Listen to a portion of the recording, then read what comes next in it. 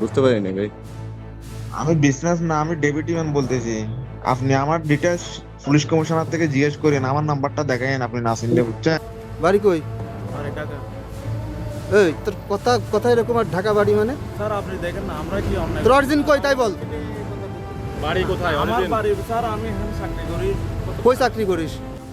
যশোরের ঝিকরগাছা সীমান্ত দিয়ে ভারতে পালিয়ে যাওয়ার সময় 4 সহযোগী সহ গ্রেফতার হওয়া চট্টগ্রামের তালিকাভুক্ত শীর্ষ সন্ত্রাসী মোবারক হোসেন ইমন ওরফে ডেভিড ইমনকে আদালতে হাজির করে 10 দিনের রিমান্ড আবেদন করেছে পুলিশ।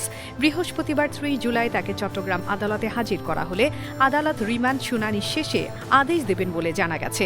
এর আগে সকালে যশোর থেকে কঠোর নিরাপত্তার মধ্য দিয়ে ডেভিড ইমনকে চট্টগ্রামে আনা হয়। দুপুরে চট্টগ্রাম জেলা পুলিশ কার্যালয়ে আয়োজিত সংবাদ সম্মেলনে পুলিশ সুপার মাসুদ আলম জানান, সম্প্রতি চট্টগ্রামের রাঙ্গুনিয়ায় এক যুবদল নেতাকে গুলি করে হত্যার ঘটনায় গ্রেফতার হওয়া আরেক সন্ত্রাসী ধামা ইলিয়াসের দেয়া তথ্যের ভিত্তিতে পুলিশ জানতে পারে বিদেশে পলাতক শীর্ষ সন্ত্রাসী বড় সাজ্জাদের অনুসারী ডেভিড ইমন ও মোহাম্মদ রায়হান ভারতে পালিয়ে যাওয়ার চেষ্টা করছেন। তিনি বলেন, গোয়েন্দা নজরদারি ও তথ্য প্রযুক্তির সহায়তায় তাদের অবস্থান শনাক্ত করা হয়। মানে ভালো, দামে সস্তা। আজই কিনুন জাদু ডিটারজেন্ট পাউডার। আপনার কাপড় হবে ঝকঝকে পরিষ্কার। MK international company. এরপর ডেভিড ইমনকে গ্রেপ্তারে দেশের বিভিন্ন জেলায় অভিযান চালানো হলেও তিনি বারবার অবস্থান পরিবর্তন করায় পুলিশের অভিযান জটিল হয়ে পড়ে।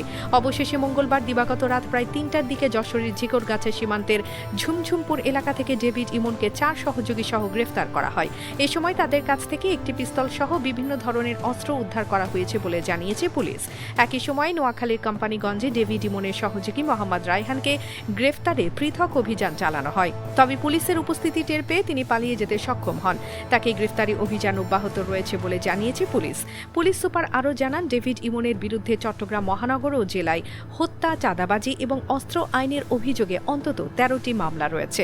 তিনি বলেন, মোহাম্মদ রায়হান ও ডেভিড ইমন দীর্ঘদিন ধরে শীর্ষ সন্ত্রাসী বড় সাজ্জাদের হয়ে বিভিন্ন ব্যক্তি ও প্রতিষ্ঠানের কাছ থেকে নিয়মিত চাঁদা আদায় করতেন। পাশাপাশি টার্গেট কিলিংয়ের মাধ্যমে চট্টগ্রামে আতঙ্কের রাজত্ব কায়েম করেছিলেন বলেও অভিযোগ পুলিশের।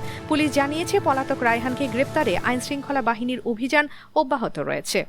মুক্তি টিভি নিউজ ডেস্ক। আপনারা দেখছেন আমেরিকা থেকে সম্প্রচারিত মুক্তি টিভি।